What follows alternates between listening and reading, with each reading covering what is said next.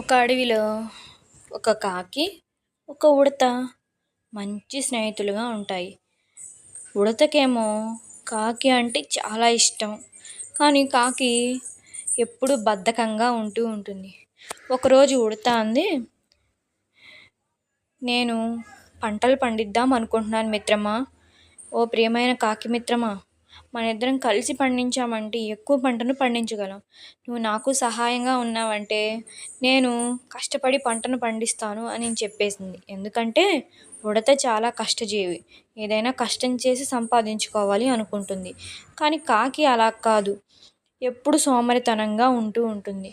ఉడత కష్టపడి పని చేద్దాం, మనం వర్షాకాలంలో చక్కగా కూర్చొని తినవచ్చు అని అంటే, కానీ కాకి అంటుంది, సారీ మిత్రమా, నేను రాలేను, నువ్వు వెళ్ళు, నువ్వు పంట పండించుకో అని అంది. ఉడత వెళ్ళి అలాగే తన పంటను కష్టపడి పండించింది. పంట చాలా బాగా పండింది.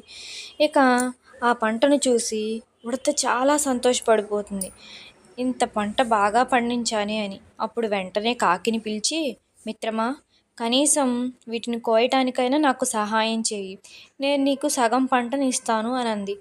అప్పుడు కాకి అంది, లేదు లేదు మిత్రమా, నేను తర్వాత ఎప్పుడైనా చూసుకుంటాలే నా పంట గురించి, నీ పంట నువ్వు చూసుకో అని చెప్పేసి వెళ్ళిపోయింది. ఎట్టకేలకు ఉడత కష్టపడి పంటనంతా కోసి అంతా దాచిపెట్టింది ఒకచోట. పంటను బాగా పండించాను, బాగా కోసాను అని చెప్పి కూడా ఉడత ఆ పంట చేలోనే కూర్చొని చాలా సంతోషపడిపోతూ ఉంటుంది. అలా పాటలు పాడుకుంటూ డ్యాన్సులు వేసుకుంటూ నేను పంటను పండించాను అని హ్యాపీగా ఉంటుంది. ఇక ఒకరోజు కాకి కబురు పెట్టింది, రామిత్రమా ఇక్కడికి ఒకసారి అని. సరేలే అని చెప్పి కాకి వెళ్ళింది. ఏమిటా అని చూస్తే అక్కడ పండించిన ధాన్యంలో సగం ఉడత తీసుకుంది, సగం కాకికి ఇచ్చింది. కనీసం ఇవైనా తీసుకెళ్ళు మిత్రమా, నేను పండించిన పంట నీకు కూడా పండించానులే, నువ్వు రాకపోయినా నేను పండించగలను, అందుకని నువ్వు సగం తీసుకో, నేను సగం తీసుకుంటాను అని అంది ఉడత. దానికి కాకేమో నాకేం వద్దులే అని చెప్పేసి వెళ్ళిపోయింది. ఇక వర్షాకాలం రానే వచ్చింది. కాకి వర్షాల దాటికి ముద్దగా తడిసిపోతుంది. ఆహారం కూడా ఎక్కడా దొరకటం లేదు. కనీసం బయటికి వెళ్ళి ఒక చిన్న పురుగును పట్టుకోవాలన్నా కానీ ఎక్కడ ఏ జీవి బయటికి రావటం లేదు. అంత కష్టంగా గడుస్తుంది. రాత్రి పగళ్ళు అని తేడా లేకుండా అడవిలో వర్షాలు దారుణంగా పడుతున్నాయి. ఇక కాకి జీవితం అయోమయంగా ఉంది. కనీసం ఉడత దగ్గరికి వెళ్దామన్నా ఆ ఉడత తన పంటను తీసుకొని వేరే చోటికి వెళ్ళిపోయింది. ఒక చెట్టు తొర్రలో దానిని దాచిపెట్టుకుంది.